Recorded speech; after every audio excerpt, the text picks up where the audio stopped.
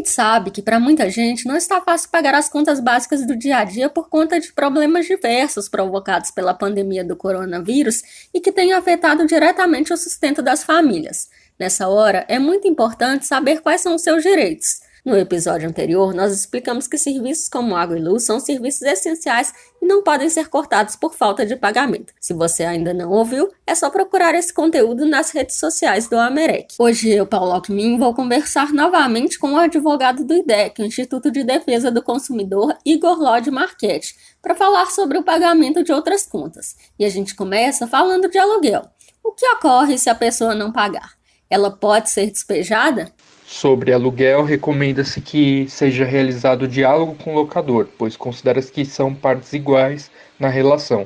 Tanto o locador como o locatário passam por dificuldades nesse momento. Recomenda-se evitar despejos nesse momento e, inclusive, já há projetos de lei para que não tenha despejos por liminares em situações de emergência.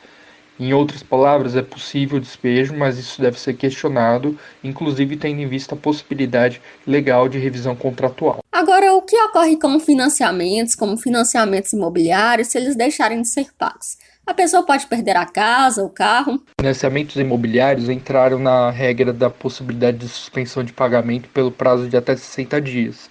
Entretanto, cada banco adotou uma política para a concessão desse benefício.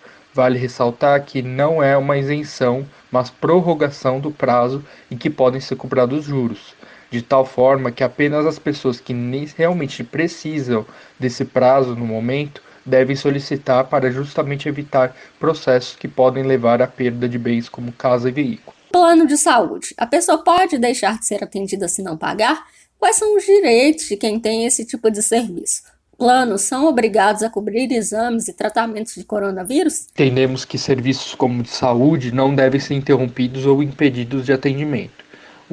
Os planos de saúde devem garantir o tratamento de coronavírus, com base na Lei 9656 de 98, que regulamenta planos de saúde, deve ser garantido o acesso pelo paciente, bastando que obtenha um laudo médico atestando a necessidade. Outra dúvida comum neste período é sobre o pagamento de mensalidades de escolas e de universidades.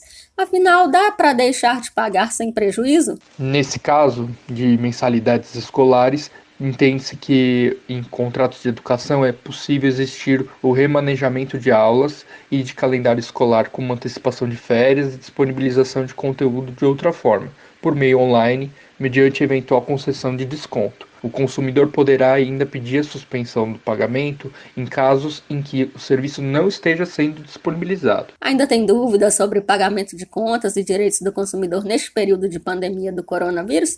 A gente repete aqui a dica do Igor do primeiro episódio sobre onde buscar informações e até mesmo pedir ajuda em caso de necessidade.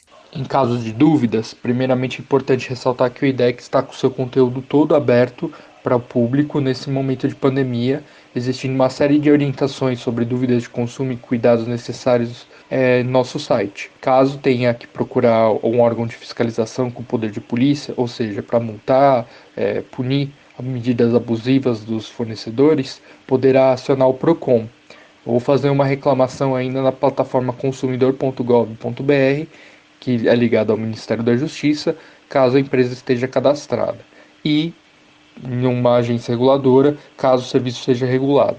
Por fim, sempre cabe uma ação judicial, mas nós entendemos que essa deve ser a última medida. O site do IDEC é o idec.org.br.